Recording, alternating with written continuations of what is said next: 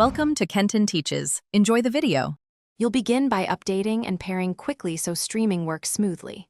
Put on the Quest 3, open settings, and confirm firmware and virtual desktop app are current. You'll avoid connection quirks. On the PC, run virtual desktop streamer, sign into the same account, and check both are on the same Wi-Fi network.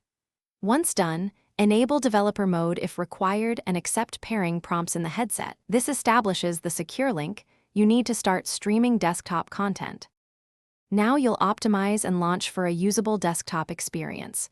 Move both devices onto a 5 GHz band and, if possible, bring the headset closer to the router to reduce latency.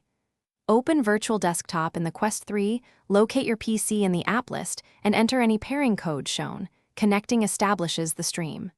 Next, tweak bitrate, FPS, and resolution in the streamer app so you trade off visual fidelity against responsiveness. Higher bitrate improves clarity, but may raise. Finally, you're ready to use your desktop inside the Quest 3 and refine the experience. Use the headset or controllers to navigate apps, launch Steam VR titles, and pin windows. If performance stutters, stop background PC tasks and ensure GPU drivers are up to date.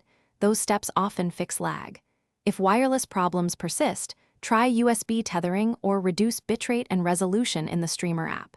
If you still see stutter, restart the streamer and reconnect the headset to clear transient network. Thanks for watching. Please subscribe if this video was helpful.